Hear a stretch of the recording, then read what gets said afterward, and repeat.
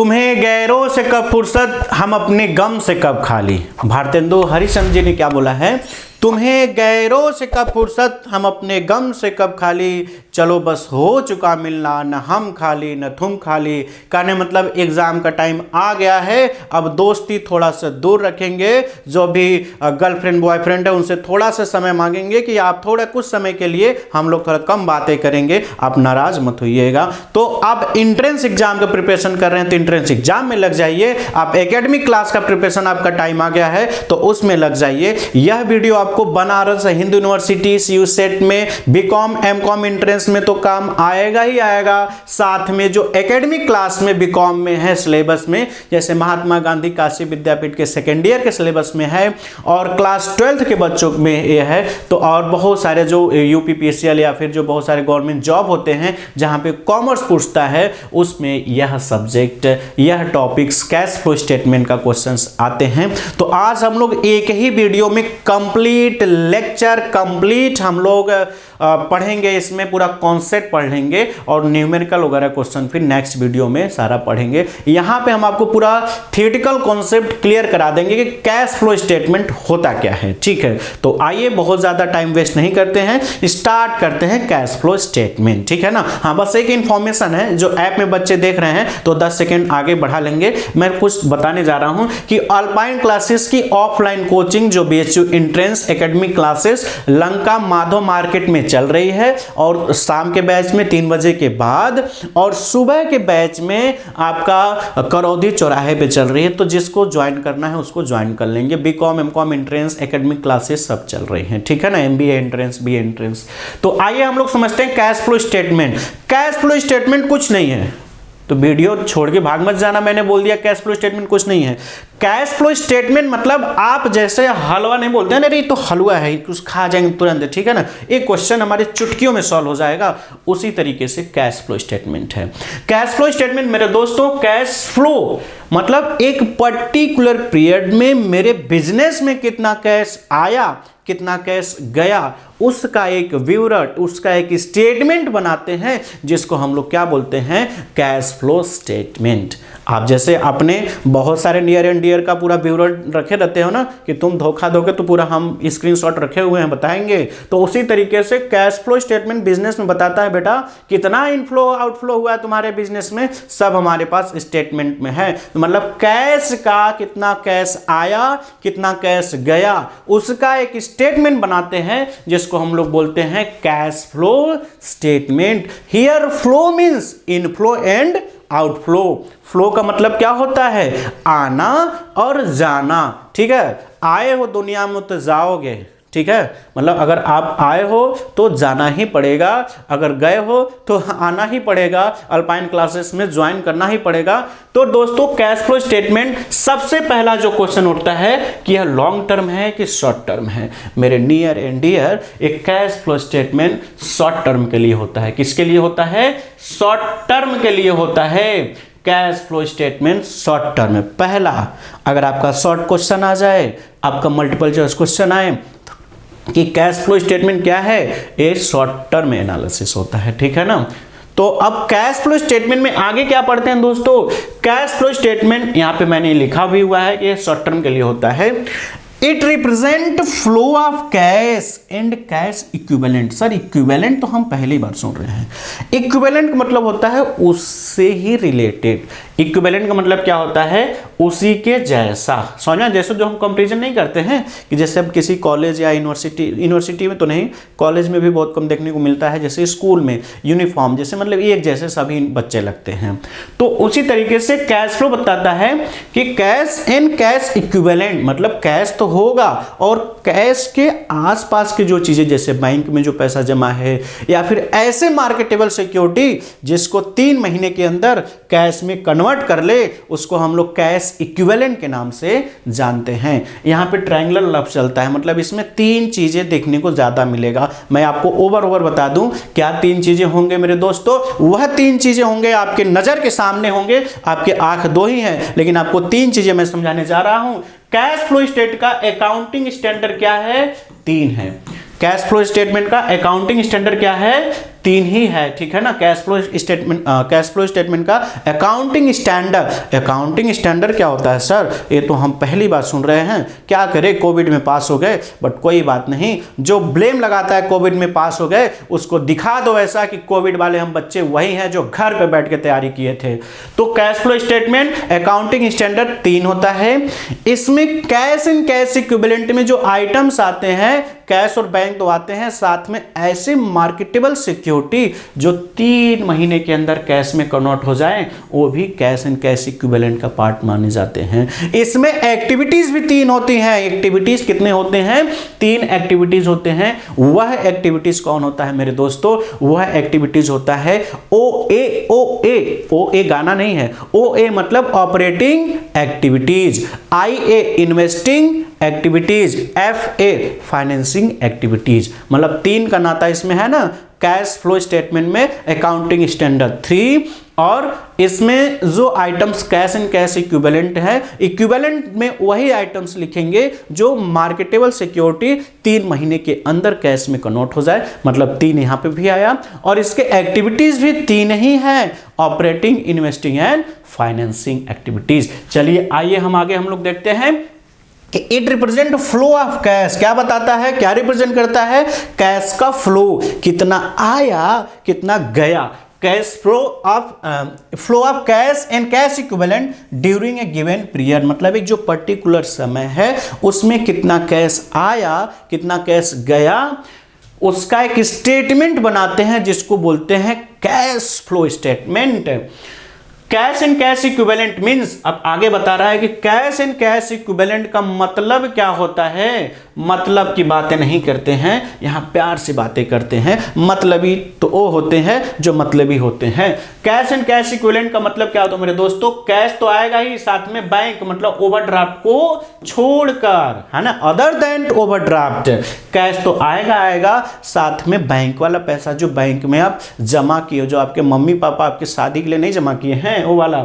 Short term investment, marketable investment जो realise हो जाएगा 3 महीने के अंदर, मतलब ऐसे मार्केटेबल इन्वेस्टमेंट या फिर ऐसे मार्केटेबल सिक्योरिटी जो 3 महीने के अंदर रियलाइज हो जाए, उसी को कैश इक्विवेलेंट में रखा जाएगा।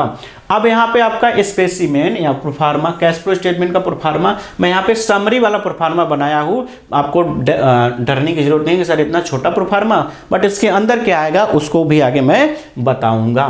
कैश फ्लो स्टेटमेंट में जानते हैं cash flow from operating activities, cash flow from investing activities, cash flow from financing activities, इन तीनों आइटम को ऐड कर देंगे। क्या करेंगे? ऐड कर देंगे। जब ऐड करोगे तो क्या बोलोगे? टोटल। क्या बोलोगे मेरे दोस्तों? टोटल। अब इसमें पता है आपको जानकर आश्चर्य हो जाएगा, ये इतना सब्जेक्ट, ये तो जो बगल में आंटी जी जो कॉमर्स नहीं पढ़े हैं, आपके मम्मी पापा भी देखेंगे तो आपको एक झापड़ खींच के मारेंगे गाल पे, कहेंगे इतना सिंपल कॉन्सेप्ट तुमको समझ में नहीं आया, प्रभु सर के वीडियो को लाइक किया करो, तुमको सब समझ में आएगा। तो अब तीनों आप ऑपरेटिंग, इन्वेस्टिंग एंड फाइनेंसिंग तीनों आप ऐड करोगे, उसको बोलेंगे टोटल। उसमें आप ऐड कर दोगे मेरे near and dear opening cash and cash equivalent, अपने आप आंसर आ जाएगा closing cash and cash equivalent का। 12th वाले बच्चे ध्यान रखोगे, जो closing cash and cash equivalent होता है वही नीचे आपका आंसर आएगा, तो सब जो मैच कर गया आपका क्वेश्चन सही है, ठीक है ना। उसी तरीके से जो ग्रेजुएशन में बच्चे हैं उनके लिए भी है, बट जो एंट्रेंस के बच्चे हैं उनके लिए क्या ध्यान रखना है? 3 activities, accounting standard 3rd, operating में क्या क्या आएंगे, ये इतना बस आपको ध्यान रखना है। तो आपको प्रोफार्मा एकदम सिंपल समझ में आ गया कि जो ऑपरेटिंग, इन्वेस्टिंग, फाइनेंसिंग तीनों को ऐड करोगे तो उसको बोलेंगे टोटल। उसमें opening cash and cash equivalent add करोगे तो आपका आंसर अपने आप आ जाएगा, जिसको हम लोग बोलेंगे closing cash and cash equivalent. चलिए आगे हम लोग देखते हैं आगे क्या बता रहा है। अब यहां पे आपको बता रहा है कि कैश फ्लो फ्रॉम ऑपरेटिंग। अब इसमें जो आइटम यूज किए गए हैं, आइटम मतलब वो शादी वाला आइटम नहीं है ना, पानी पूरी, आइसक्रीम, है ना, वो वाला आइटम नहीं। यहाँ पे आइटम का मतलब क्या है कि कैश फ्लो स्टेटमेंट में जो 3 एक्टिविटीज हैं, cash flow from operating activities में क्या क्या आइटम्स आएंगे, it means principal revenue generating. इसका मतलब क्या होता है, जो मेरा मेन बिजनेस होता है उससे जो रेवेन्यू जनरेट करते हैं उसको बोलेंगे ऑपरेटिंग। मतलब जो मेन, चाहे हमारा टेक्सटाइल का बिजनेस हो, चाहे हमारा ग्रोसरी का बिजनेस हो, चाहे हमारा और कोई बिजनेस हो, तो उससे जो मेन खर्चे और इनकम का जो डिफरेंट एक्टिविटीज से पैसे आएंगे जाएंगे उसको बोलेंगे ऑपरेटिंग। हमारा मेन बिजनेस तो है, साथ में हम कहीं शेयर मार्केट में पैसा लगा देते हैं, कोई फिक्स एसेट्स खरीद कर रख लेते हैं, जिससे फ्यूचर में वह महंगा होगा तो बेचेंगे, वह इन्वेस्टिंग हो जाता है। बिजनेस चलाने के लिए, अपने लाइफ को आगे बढ़ाने के लिए, जैसे हमारे अल्पाइन क्लासेस की वीडियो को आप देखते हो, उसी तरीके से बिजनेस को बढ़ाने के लिए हम लोग बैंक से लोन लेते हैं और शेयर इशू करते हैं, डिबेंचर इशू करते हैं, उसको बोलेंगे फाइनेंसिंग। उसको क्या बोलेंगे, फाइनेंसिंग एक्टिविटीज। अब ध्यान रखना, फाइनेंसिंग कंपनी, फाइनेंसिंग एक्टिविटीज दोनों अलग चीज है। फाइनेंसिंग कंपनी में कुछ आइटम्स ऑपरेटिंग हो जाएंगे जो इन्वेस्टिंग होते हैं, जैसे बैंक लोग का काम ही होता है लोन देना, लोन लेना, तो उनके लिए इंटरेस्ट रिसीव करना क्या हो जाएगा, ऑपरेटिंग होगा। अभी मैं आपको बताऊंगा, अभी बस ये समझो कि यह नॉन फाइनेंसिंग कंपनी के बारे में बात कर रहे हैं, ठीक है ना। तो कितने एक्टिविटीज होते हैं, चाहे फाइनेंसिंग कंपनी हो चाहे नॉन फाइनेंसिंग कंपनी हो, उसमें 3 एक्टिविटीज होगा, operating, investing and financing activities. चलिए, अब बता रहा है कि ऑपरेटिंग मतलब जो उसका मेन बिजनेस होता है, उस मेन बिजनेस से उसको जो इनकम जनरेट होगा, या फिर एंड इंसिडेंटल आइटम मतलब उससे जो जुड़ा हुआ, इंसिडेंटल मतलब जो उससे जुड़ा हुआ होता है, ठीक है ना। जैसे लोग बोलते हैं गेहूं के साथ घुन भी पिसा जाता है, मतलब अगर आप अपने दोस्तों के साथ, नालायक दोस्तों के साथ हो, अगर वो कहीं पिटाता है तो आपको भी पिटाई होगी, इसलिए बच के रहना, ठीक है ना। तो आगे चलते रहिए। बता रहा है कि ऑपरेटिंग एक्टिविटीज का मतलब क्या होता है, जो उसका मेन बिजनेस होता है उससे रिलेटेड जो इनकम जनरेट करता है और उससे जो जुड़ा हुआ आइटम। अब मैं यहाँ पे आपको दूध का दूध, पानी का पानी, परसेंटेज का परसेंटेज आपको मिलेगा यहाँ पे, अगर एक पढ़ के चले जाओगे। और आपका एडमिशन तो एंट्रेंस वाले में भी हो जाए, चाहे वह सी सेट हो चाहे म्यू सेट हो, कोई भी सेट आ जाए हम लोग सबको सेट कर देंगे। चलिए, अब इसमें कैश फ्लो में इनफ्लो एंड आउटफ्लो। इनफ्लो मतलब किस वजह से पैसा आया, आउटफ्लो मतलब किस वजह से पैसा गया। तो इनफ्लो में जैसे cash collected from debtors. Debtors कौन होते हैं, वह पर्सन जिसको हम कभी फ्यूचर में कुछ उधारी पैसे या गुड्स दिए थे, आज वो हमारा पैसा वापस कर रहा है, तो हमारे पास आ रहा है ना पैसा, inflow. Goods sold on cash, goods को हम नगद में बेचेंगे तो हमारे पास क्या होगा, पैसे आएगा। रॉयल्टी अगर हम रिसीव कर रहे हैं, कमीशन रिसीव कर रहे हैं, यह ऑपरेटिंग एक्टिविटीज। देखो एक्टिविटीज पूछेगा ना, चाहे आप इनफ्लो हो चाहे आउटफ्लो, कोई भी एग्जांपल दे सकते हो, है ना, कैश कलेक्ट, कैश पेड, कोई भी। लेकिन अगर उसमें स्पेसिफाई कर दिया कि इनफ्लो किसकी वजह से हो रहा है और किसकी वजह से आउटफ्लो हो रहा है, ठीक है ना, किसकी वजह से इनफ्लो हो रहा है और किसकी वजह से आउटफ्लो हो रहा है, तब इनफ्लो में ऑपरेटिंग का, ऑपरेटिंग एक्टिविटीज का इनफ्लो है और ऑपरेटिंग एक्टिविटीज का आउटफ्लो कौन कौन है, कौन कौन जा रहा है। कैश पेड टू क्रेडिटर, जो लेनदार होते हैं, जो क्रेडिटर होते हैं, उनको हम पैसे पेड करेंगे, मेरे बिजनेस से पैसा जाएगा, ठीक है ना। एक्सपेंसेस पेड, हम कोई खर्चे पेड करेंगे तो पैसा जाएगा। गुड्स परचेज ऑन कैश, अगर हमको गुड्स परचेज करते हैं नगद तो पैसा जाएगा। टैक्स पेड करेंगे, पैसा जाएगा। ये सब के सब क्या है, ऑपरेटिंग एक्टिविटीज। आपके एग्जाम्पल आपको मिल गया कि ऑपरेटिंग एक्टिविटीज में क्या एग्जाम्पल है, तो यही छाप देना है आप, चाहे एकेडमिक क्लास हो चाहे एंट्रेंस क्लास हो। चलिए आगे देखते हैं हम लोग दोस्तों, cash flow from investing activities. Investing activities क्या होते हैं, इन्वेस्टिंग एक्टिविटीज जैसे ही कॉमर्स का ध्यान आए, अल्पाइन क्लासेस प्रभु सर माइंड में आने चाहिए। उसी तरीके से जैसे इन्वेस्टिंग एक्टिविटीज नाम आए, उसी आपका दिमाग सीधे चला जाना चाहिए एसेट्स पे। जैसे ही इन्वेस्टिंग का नाम आए, एसेट्स मतलब फिक्स एसेट्स, कि फिक्स एसेट्स हमने परचेज किया होगा, कहीं शेयर में पैसे लगाए होंगे, वो सब क्या हैं, इन्वेस्टिंग एक्टिविटीज है। यह नॉन फाइनेंसिंग कंपनी के बारे में बात कर रहे हैं, अभी फाइनेंसिंग कंपनी के बारे में बात करेंगे तो बताएंगे वहां पे। Cash arising from fixed assets, investment and उससे जुड़ा इंसिडेंटल आइटम। इंसिडेंटल का मतलब होता है जुड़ा हुआ, ठीक है ना। तो cash flow from investing activities का मतलब क्या होता है कि जो हमको कैश अराइज होगा, किससे, फिक्स्ड एसेट्स खरीदेंगे बेचेंगे, पैसा आएगा और जाएगा। इन्वेस्टमेंट लॉन्ग टर्म का करेंगे तो पैसा आएगा, या तो जैसे इन्वेस्टमेंट शेयर में पैसा लगा दिए, इन्वेस्ट कर दिए तो हमारे पास से पैसा गया ना, उसको बेच दिए पैसा आ गया, ठीक है ना। तो अब इसमें इनफ्लो एंड आउटफ्लो क्या क्या होंगे, इसमें का आउटफ्लो इनफ्लो देख लेते हैं दोस्तों कि आप इन्वेस्टिंग एक्टिविटीज में इनफ्लो और आउटफ्लो कौन कौन होते हैं। इनफ्लो मतलब आना, आउटफ्लो मतलब जाना, ठीक है ना। तो इनफ्लो में जैसे sale of fix assets, sale of fix assets, fix assets को बेचोगे तो क्या होगा, पैसा आएगा। Sale of long term investment, long term investment को बेचोगे पैसा आएगा। इंटरेस्ट रिसीव और डिविडेंड रिसीव, है ना, ध्यान रखना, नॉन फाइनेंसिंग कंपनी के केस में इंटरेस्ट और डिविडेंड रिसीव करना क्या हो जाएंगे, इन्वेस्टिंग एक्टिविटीज, और इंटरेस्ट डिविडेंड पेड करना फाइनेंसिंग एक्टिविटीज हो जाएंगे। लेकिन फाइनेंसिंग कंपनी के केस में थोड़ा चेंज हो जाते हैं, वो अभी बताएंगे। ये जो भी सारी चीजें हम लोग पढ़ रहे हैं नॉर्मल रूल्स अभी पढ़ रहे हैं, ठीक है ना। आउटफ्लो में क्या होगा, purchase of fixed assets, fix मतलब कोई फिक्स एसेट परचेज करेंगे पैसा जाएगा। Purchase of long term investment क्या होगा, पैसा जाएगा, ठीक है ना। चलिए ये तो हो गया आपका इन्वेस्टिंग एक्टिविटीज का मीनिंग और एग्जांपल, इससे ज्यादा चीजें आपको नहीं पूछता है। अब आगे क्या पूछ रहा है मेरे दोस्तों, आगे आज मेरे यार की शादी, आगे बता रहा है cash flow from financing activities. Cash flow from financing activities में कौन कौन है, it means flow of cash from capital structure and it's service cost. Capital structure क्या होता है सर, ये तो बहुत भारी भरकम वर्ड आप बता दिए, कुछ नहीं होता है। कैपिटल स्ट्रक्चर का मतलब होता है ना, बिजनेस चलाने के लिए कितना कैपिटल होना चाहिए, कितना लोन का पैसा होना चाहिए, इसी को बोलते हैं कैपिटल स्ट्रक्चर, और कुछ नहीं होता है, ठीक है ना। तो कैपिटल स्ट्रक्चर मतलब जो कितना हमने डिवेंचर से पैसे लिए, कितना शेयर इशू करके पैसे लिए हैं, और उसका जो सर्विस कॉस्ट। अब डिवेंचर इशू करोगे पैसे आएगा तो इंटरेस्ट दोगे ना, वही सर्विस कॉस्ट है, ठीक है ना। शेयर इशू करोगे पैसे आएंगे, उससे बिजनेस करोगे तो उसका प्रॉफिट का कुछ डिविडेंड दोगे ना, वही सर्विस कॉस्ट है। कैपिटल स्ट्रक्चर में क्या क्या है, जैसे इक्विटी शेयर या preference share capital, debentures, reserve and surplus और बैंक ओवरड्राफ्ट, ये आपका किस में आ जाएगा, financing activities.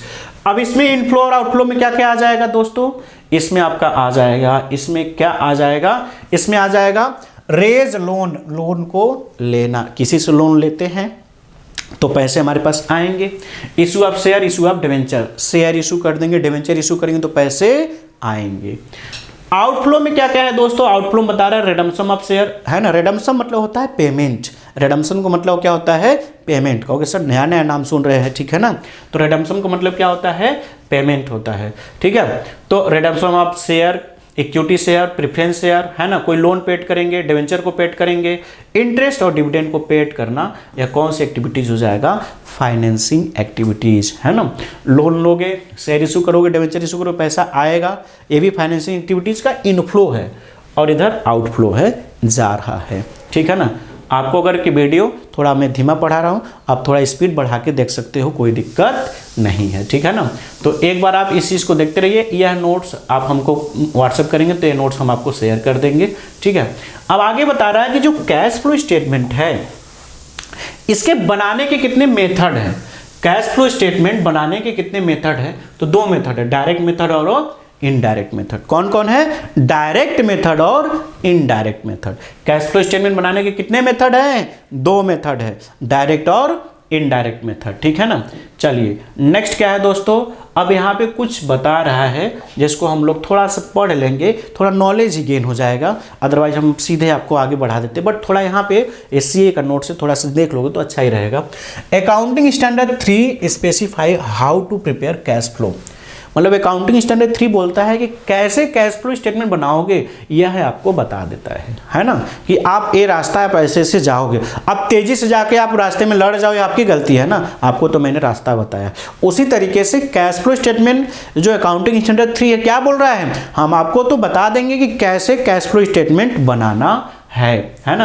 Accounting standard 3 specify how to prepare cash flow statement, but it does not mandatory its preparation.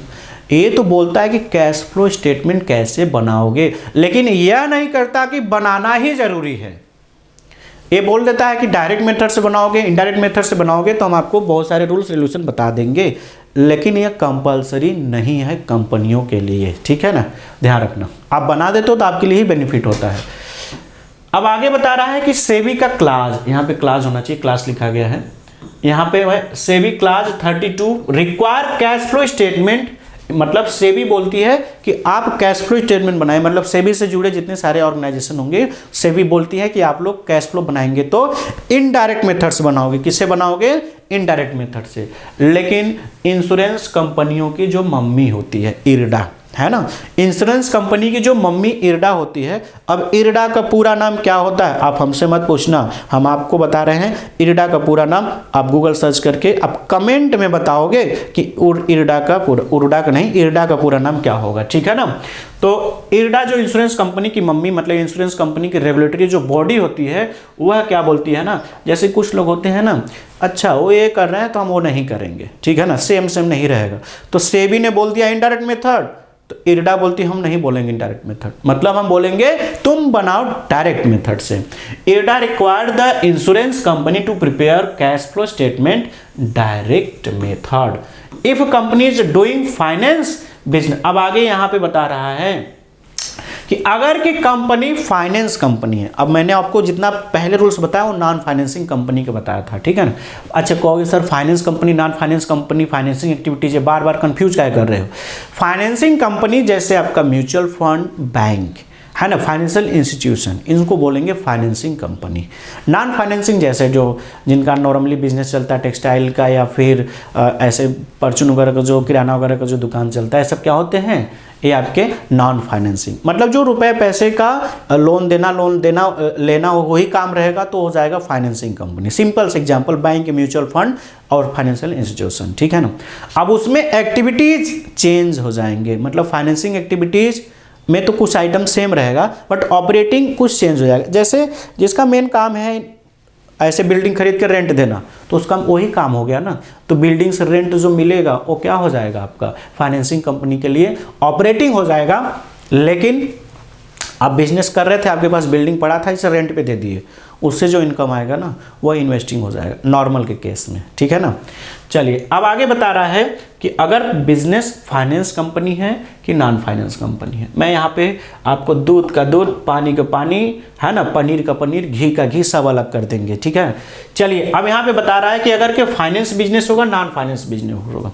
बस आपको इतना ध्यान रखना है, अगर नॉन फाइनेंस बिजनेस है तो इंटरेस्ट डिविडेंड पेड करना, इंटरेस्ट डिविडेंड पेड करना क्या हो जाएगा, फाइनेंसिंग एक्टिविटीज, और इंटरेस्ट डिविडेंड रिसीव करना ये हो जाएगा इन्वेस्टिंग एक्टिविटीज। बस इतना ध्यान रखना है कि नॉन फाइनेंस बिजनेस के केस में इंटरेस्ट डिविडेंड पेड तो फाइनेंसिंग, इंटरेस्ट डिविडेंड रिसीव तो इन्वेस्टिंग। अगर यही चीज फाइनेंसिंग कंपनी है, यही फाइनेंसिंग कंपनी है, तो बस डिविडेंड पेड करना हमेशा फाइनेंसिंग एक्टिविटीज होगा, चाहे फाइनेंस कंपनी हो चाहे नॉन फाइनेंस कंपनी हो, डिविडेंड पेड करना हमेशा फाइनेंसिंग एक्टिविटीज होगा। इंटरेस्ट रिसीव करना, इंटरेस्ट पेड करना, डिविडेंड रिसीव करना, ये तीनों के तीनों ऑपरेटिंग एक्टिविटीज हो जाएंगे, किसमें, फाइनेंसिंग कंपनी में, ठीक है ना। अब यहाँ पे हम आपको बता रहे हैं कि फाइनेंस बिजनेस होगा तो interest receive, interest paid, dividend receive, ये तीनों क्या है, OA ऑपरेटिंग, और इंटरेस्ट डिविडेंड पेड करना फाइनेंसिंग। किसके लिए, फाइनेंस बिजनेस के लिए। नॉन फाइनेंस बिजनेस के लिए इंटरेस्ट रिसीव और डिविडेंड रिसीव क्या हो जाएंगे, इन्वेस्टिंग एक्टिविटीज, इंटरेस्ट पेड और डिविडेंड पेड क्या हो जाएंगे, फाइनेंसिंग एक्टिविटीज। आपका सब कुछ क्लियर हो गया। अब आगे हम लोग थोड़ा और पढ़ेंगे, अब आगे और कुछ रूल्स पढ़ेंगे। आप अगर के बोर हो गए तो जाइए वीडियो रोक के थोड़ा पानी वगैरह पी के, खाना वाना खाकर फिर से देखना स्टार्ट करिए। लेकिन ये पूरा वीडियो देख लीजिए, आपका पूरा कॉन्सेप्ट ना क्लियर हो गया तो आप बताना, मैं नहीं कहूँगा मेरा नाम चेंज कर देना, बिकॉज आप लोग अपने से नहीं पढ़ोगे फिर कहोगे सर प्रभु सर आपका प्रभु सर नाम नहीं है। Provision for tax treated as operating activities, मतलब जो टैक्स का प्रोविजन करते हैं वो हमेशा क्या ट्रीट किया जाएगा, operating activities. Step of cash flow from operating activities under अब कह रहा है कि cash flow from operating activities indirect method से हम लोग कैसे बनाते हैं। तो यहाँ आपको बताया गया है कि इनडायरेक्ट मेथड से आप ऑपरेटिंग एक्टिविटीज से कैसे आइटम्स को ट्रीट करते हैं, कैसे इसको सॉल्व करते हैं। तो यहाँ पे CFOA का मतलब होता है cash flow from operating activities. CFOA मतलब मैंने शॉर्टकट लिखा हुआ है cash flow from operating activities. इसमें क्या होता है ना, पीबीटी से मतलब पीबीटी से आइटम स्टार्ट होता है। किससे स्टार्ट होता है? प्रॉफिट बिफोर टैक्स से, ठीक है ना। अब पीबीटी से आइटम स्टार्ट होगा। अब पीबीटी से आइटम स्टार्ट होगा, यहाँ पे थोड़ा सा कुछ चीज़ें मिसमैच एक साथ हो गई, मैं उसको सीधे सीधे कर देता हूँ। पीबीटी का आइटम यहाँ पे हो जाएगा प्रॉफिट बिफोर टैक्स, ठीक है ना। प्रॉफिट बिफोर टैक्स से आइटम स्टार्ट हुआ। अब इसमें हम लोग क्या करेंगे कि प्रॉफिट बिफोर टैक्स है, अब उसमें जो non operating expenses, non operating income है, उसका भी ट्रीटमेंट हम लोग यहाँ पे देख लेंगे, ठीक है ना। नॉन ऑपरेटिंग एक्सपेंसेस और नॉन ऑपरेटिंग इनकम क्या है, कैसे है। अब यहाँ पे थोड़ा सा उल्टा है। अब जैसे सपोज करो कि आपके पास 10,000 रुपये हैं और आपको 2,000 रुपये और मिला, तो टोटल कितने हो जाएगा सर? कहोगे 12,000, 12,000, ठीक है ना।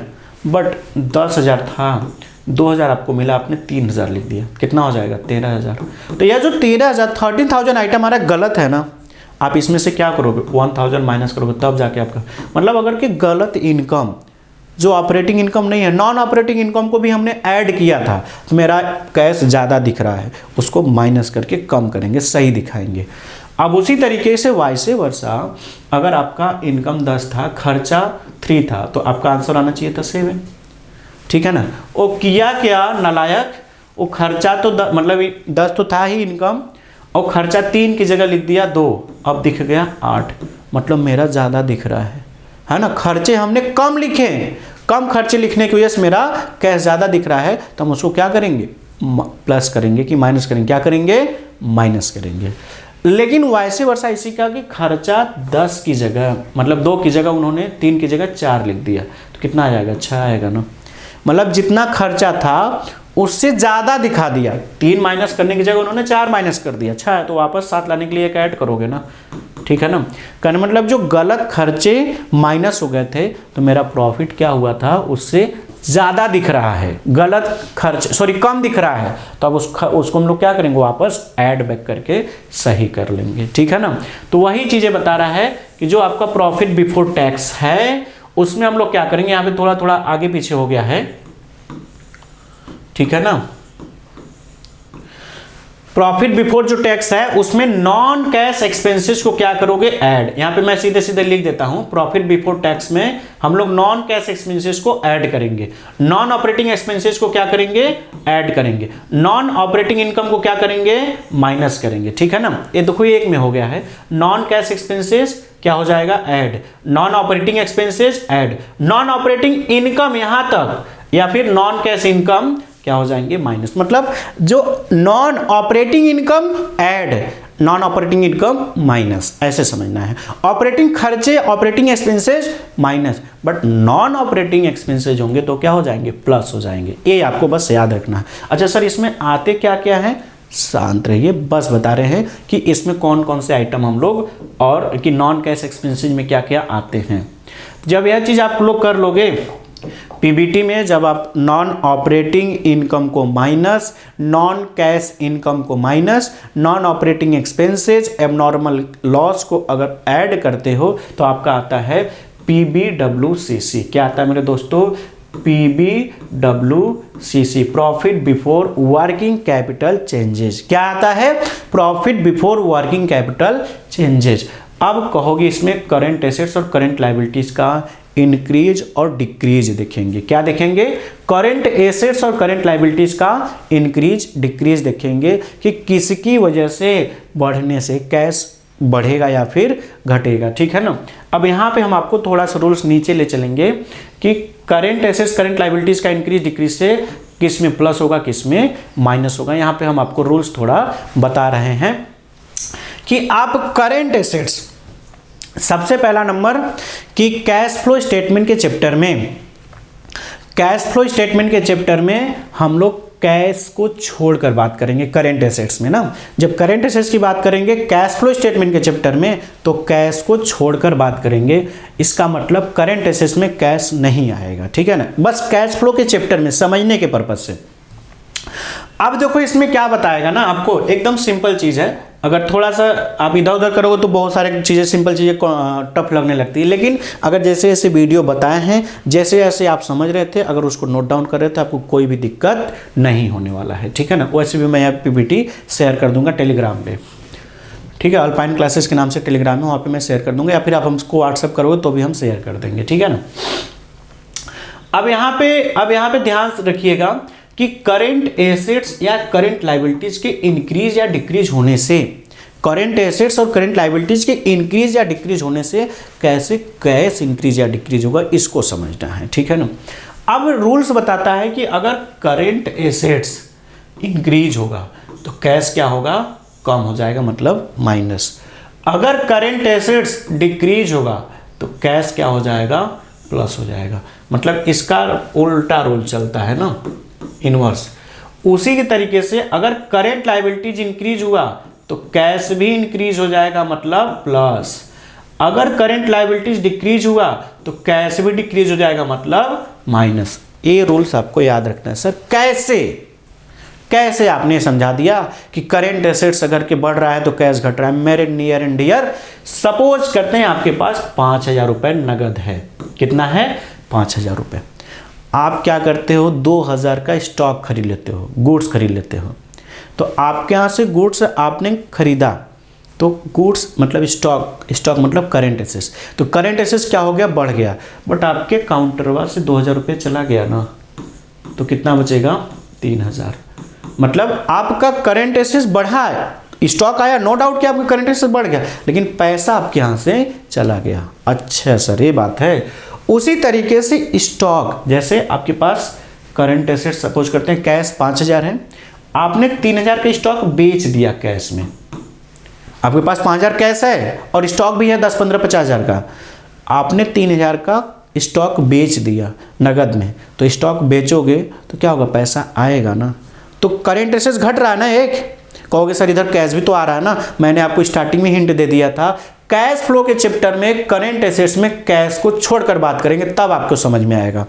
तो अब आप स्टॉक बेचोगे ना, तो करंट एसेट्स गया ना जी। जब करंट एसेट्स गया तो कैश आया, तो बढ़ा ना। तो यही लॉजिक है कि करंट एसेट्स अगर इंक्रीज होगा, मतलब स्टॉक खरीद लोगे तो इंक्रीज हो जाएगा ना, तो पैसा चला जाएगा। स्टॉक बेचोगे तो पैसा आएगा ना जी, तो आपका प्लस हो जाएगा। अच्छा सर, ये बात वही चीज़ है। करंट एसेट्स अगर इंक्रीज होता है तो कैश क्या हो जाएगा, डिक्रीज मतलब माइनस, ठीक है ना। समझ में आया कि नहीं। करंट एसेट्स अगर इंक्रीज होता है तो कैश डिक्रीज मतलब माइनस। करंट एसेट डिक्रीज होगा, कैश क्या होगा, इंक्रीज मतलब प्लस। यह मैंने आपको समझा दिया। ओके सर अब ये बता दीजिए कि करंट लायबिलिटीज इंक्रीज हो रहा था तो कैश कैसे बढ़ जा रहा था, करंट लायबिलिटीज घट रहा था तो कैश कैसे घट जा रहा था। मेरे दोस्त, जब आप क्रेडिटर से पैसे उधारी लोगे तो उधर क्रेडिटर भी बढ़ेगा, इधर हमारे यहाँ पैसा भी बढ़ेगा, है कि नहीं। तो करंट लायबिलिटीज अगर इंक्रीज होगा तो कैश भी इंक्रीज। ओके सर, अगर क्रेडिटर को आप पेमेंट कर देते हो तो क्रेडिटर का पैसा भी कम होता है, मेरे काउंटर से पैसा भी, है ना, ऋतिक रोशन वाला ऐसे जो डांस करता है। तो करंट लायबिलिटीज मतलब मैंने क्रेडिटर को पेमेंट किया, वो कम हो गया, और मेरे काउंटर से भी पैसा चला गया, कम हो गया। वही बता रहा है यहाँ पे, करंट लायबिलिटीज इंक्रीज तो कैश भी इंक्रीज मतलब प्लस। करंट लायबिलिटीज डिक्रीज तो कैश भी क्या होगा, डिक्रीज मतलब माइनस, ठीक है ना। यह बस आपको याद रखना है, ठीक है। तो वही चीज है कि जब हम प्रॉफिट बिफोर टैक्स में non operating income minus non operating expenses add कर लेंगे तो आपका आ जाएगा प्रॉफिट बिफोर टैक्स, मतलब प्रॉफिट बिफोर टैक्स में non operating income minus non operating expenses add कर लेंगे तो आपका आ जाएगा PBWCC, profit before working capital changes. अब वर्किंग कैपिटल में करंट एसेट्स करंट लायबिलिटीज में क्या चेंज हुए हैं, उससे हमारा कैश प्लस या तो माइनस होगा। उसके बाद आपका आ जाएगा एक्स्ट्रा ऑर्डिनरी आइटम, वही जो एबनॉर्मल गेन या एबनॉर्मल लॉस वाला, तो एबनॉर्मल लॉस प्लस हो जाएगा, एबनॉर्मल गेन माइनस। बस इतना ध्यान रखना, ठीक है ना। तो आपका आ जाएगा कैश प्रॉफिट बिफोर टैक्स। अब इसमें से हम लोग क्या करेंगे, टैक्स वाला पैसों को अलग कर देंगे, टैक्स पेड मतलब टैक्स माइनस कर देंगे, तो आपका आ जाएगा प्रॉफिट आफ्टर टैक्स। इसी को बोलेंगे कैश फ्लो मतलब कि ऑपरेटिंग एक्टिविटीज। इसी को क्या बोला जाएगा, ऑपरेटिंग एक्टिविटीज। अब यहाँ पे मैंने नोट लिखा हुआ है कि इन कैश फ्लो स्टेटमेंट करा कि कैश फ्लो के चैप्टर में cash and cash equivalent excluded from the current asset, मतलब करेंट एसेट्स में से cash and cash equivalent item को छोड़कर बात करेंगे, तब आपको कैश फ्लो अच्छे से समझ में आएगा। उसी में मिला के सोचोगे तो नहीं समझ में आएगा, ठीक है ना। चलिए अब कहोगे सर जो नॉन कैश एक्सपेंसेस होते क्या हैं, तो देखो ना आपके नज़र के सामने है ना अल्पाइन क्लासेस के वीडियो में। नॉन कैश एक्सपेंसेस मतलब general reserve, depreciation, goodwill, preliminary expenses. Sir example तो समझ में आ गया लेकिन समझ में नहीं आया कॉन्सेप्ट। नॉन कैश एक्सपेंसेज मतलब ऐसे एक्सपेंसेज जो हमने खर्चे मान के तो माइनस कर दिए लेकिन वो गया नहीं, जैसे डेप्रिसिएशन चार्ज कर देना, ठीक है ना। तो डेप्रिसिएशन अगर आप चार्ज करते हो तो क्या आपके काउंटर से पैसा जाता नहीं ना, अब तो एज्यूम करके उतना माइनस कर दिया, पैसा गया नहीं, एग्जैक्ट में पैसा गया नहीं लेकिन मैंने माइनस कर दिया। रिजर्व मैंने प्रॉफिट में से क्रिएट करके अलग कर लिया, प्रॉफिट कम हो गया, पैसा गया था कहीं नहीं ना, मेरे पास ही है वो। तो वही चीज़ होता है नॉन कैश एक्सपेंसेस, जो हम खर्चे मान के माइनस तो कर दिए लेकिन एग्जैक्ट में खर्चे कहीं किसी को मैंने पेमेंट नहीं किया, वो मेरे बिजनेस में ही है। अब यह एग्जाम्पल पूछता है कितनी बार एंट्रेंस एग्जाम में कि नॉन कैश एक्सपेंसेज में कौन कौन आइटम्स आते हैं, डेप्रिसिएशन आते हैं, एग्जाम में आया हुआ है क्वेश्चन। नॉन ऑपरेटिंग एक्सपेंसेज में आपका क्या क्या आ जाएगा, जैसे इंटरेस्ट पेड करेंगे, है ना, डिवेंचर पे इंटरेस्ट पेड करेंगे, लोन पे कोई इंटरेस्ट पेड करेंगे, कोई फिक्स एसेट 10 लाख का था उसको 8 लाख में बेचेंगे, 2 लाख का जो लॉस हो जाएगा, है ना, कोई इन्वेस्टमेंट 15 लाख का था उसको बेच दिया 10 लाख में, 5 लाख का जो लॉस हो जाएगा। ये सब क्या होते हैं, नॉन ऑपरेटिंग एक्सपेंसेस। क्या बोलेंगे, नॉन ऑपरेटिंग एक्सपेंसेस। अच्छा, नॉन ऑपरेटिंग इनकम क्या होता है सर, नॉन ऑपरेटिंग इनकम का मतलब क्या होता है कि ऐसे इनकम जो ऑपरेटिंग इनकम नहीं है वही तो नॉन ऑपरेटिंग इनकम है। तो नॉन ऑपरेटिंग इनकम जैसे कोई फिक्स एसेट 10 लाख का था 12 लाख में बेच दिए ज़्यादा का, कोई इन्वेस्टमेंट 10 लाख का था 15 लाख में बेच दिए, है ना, डिविडेंड रिसीव, इंटरेस्ट रिसीव, ये सब क्या है, नॉन ऑपरेटिंग इनकम है। क्या है मेरे दोस्तों, नॉन ऑपरेटिंग इनकम है, ठीक है ना, ये सब क्या है, नॉन ऑपरेटिंग इनकम है, ठीक है। अब यहाँ पे कुछ एग्जाम्पल समझा रहा है, इसके बाद यह चैप्टर खत्म हो जाएगा। मैं आपको इन्वेस्टिंग और फाइनेंसिंग का भी थोड़ा सा हिंट दे देता हूँ कि इन्वेस्टिंग एक्टिविटीज़ कैसे कैलकुलेट करते हैं। तो बस वही है, फिक्स एसेट्स जिस रीजन से बढ़ेगा तो पैसा जाएगा, माइनस फिक्स एसेट्स किसी भी रीजन से घटेगा तो पैसा आएगा, प्लस, बस इतना ध्यान रखना है। कहोगे सर कैसे, तो लोग पहले यहाँ कॉन्सेप्ट समझा के तब मैं करंट एसेट करंट लायबिलिटीज़ के बारे में बात करता हूँ।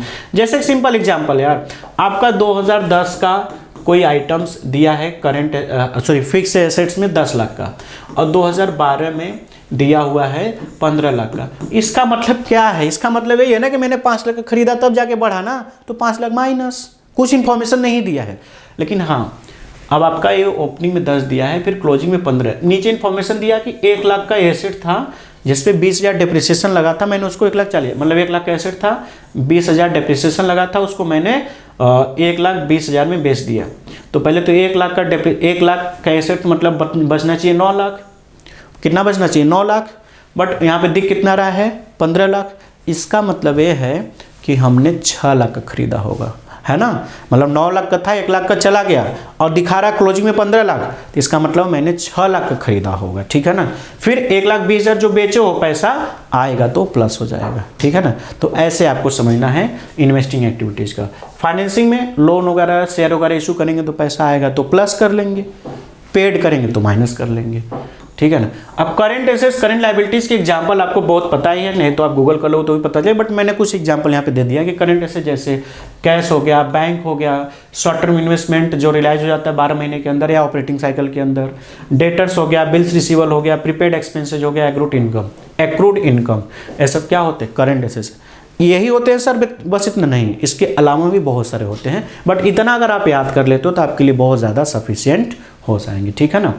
अच्छा, करंट लायबिलिटीज़ क्या क्या होते हैं, क्रेडिटर हो गया, बिल्स पेबल हो गया, आउटस्टैंडिंग एक्सपेंसेस हो गया, अनएक्रूड इनकम हो गया, बैंक ओवरड्राफ्ट हो गया, है ना, शॉर्ट टर्म प्रोविजन हो गया, और जो 12 मंथ के अंदर पेमेंट करेंगे वो आइटम्स क्या होते हैं, करेंट लायबिलिटीज होते हैं, ठीक है ना। तो कैश फ्लो देखो कंप्लीट एकदम कहोगे सर पूरा कंप्लीट वीडियो सब कुछ सुत नहीं, बट आपका एक होता है ना कि एक दिन पहले 2 दिन पहले जो हमको थोड़ा कॉन्सेप्ट समझना चाहिए वह मैंने आपको बता दिया। अब इसमें से जो बहुत सारे न्यूमेरिकल क्वेश्चंस बनेंगे, है ना, जब हम लोग मल्टीपल चॉइस क्वेश्चन को सॉल्व करेंगे तो उस समय कुछ चीज़ें आपको डायरेक्टली बताते हुए सॉल्व कराते हुए चलेंगे। यह है आपका पूरा ओवरव्यू था एक ही वीडियो में कि कैश फ्लो का यह वीडियो क्लिक करो, पूरा का पूरा रिवीजन हो जाएगा। इस पर्पज से वीडियो बहुत इंपॉर्टेंट होंगे। हाँ, आपको पूरा कॉन्सेप्ट का वीडियो है ना कि एक एक टॉपिक की, हाँ ऑपरेटिंग एक्टिविटीज कैसे, न्यूमेरिकल मतलब न्यूमेरिकल हम उसका कैसे करेंगे, इन्वेस्टिंग, फाइनेंसिंग, फिर तीनों का कंबाइन कैसे करेंगे, एंट्रेंस एग्जाम में कैसे क्वेश्चंस आते हैं। तो इसका जब हम लोग मल्टीपल चॉइस प्रैक्टिस करेंगे कैश फ्लो स्टेटमेंट का, तो अब आपको वहाँ पे सारी चीज़ें क्लियर समझ में आ जाएगी। अगर यह वीडियो यूट्यूब पे अपलोड है तो आप इस वीडियो को ज़्यादा से ज़्यादा प्यार करिए। प्यार में क्या क्या आते हैं यूट्यूब के, जो देखो जो सब्सक्राइबर जो यूट्यूबर है उसको पता होता है सब्सक्राइब कराने का मतलब, ठीक है ना। जैसे आप किसी दूसरे के शादी में जाते हो आराम से खाकर चले आते हो, ठीक है ना, लेकिन जब अपने यहाँ घर पे शादी वगैरह या फिर किसी का भी दीदी का शादी पड़ गया तो तुम चप्पल भी नहीं पहन पाते हो, ठीक है ना, तब पता चलता है कि कितनी मेहनत होती है। उसी तरीके से एक यूट्यूबर के दर्द को समझ सकता है। तो अगर आप प्यार में यूट्यूबर को क्या क्या दे सकते हो, उसके चैनल को लाइक कर दीजिए, सब्सक्राइब कर दीजिए, कमेंट करिए, अप्रिशिएट करिए कि सर वेरी गुड, ऐसे ही आप पढ़ाते रहिए, तब हम लोग को और मोटिवेशन मिलता है। अब हमारे पढ़ाए हुए बच्चे बनारस हिंदू यूनिवर्सिटी में हज़ारों बच्चे पढ़ रहे हैं, आप भी अगर हिस्सा बनना चाहते हैं उनका तो इस चैनल को लाइक करिए, सब्सक्राइब करिए, शेयर करिए, और हमारे पेड कोर्सेज ज्वाइन करने के लिए अल्पाइन क्लासेस ऐप को डाउनलोड करिए, टेलीग्राम को ज्वाइन कर लीजिए, जिससे वहाँ पे बहुत सारी चीज़ें आपको फ्री में दी जाती है। अदरवाइज आप पेड कोर्सेज भी ज्वाइन कर सकते हैं। और नेक्स्ट वीडियो आपको क्या चाहिए कमेंट करके बताइए।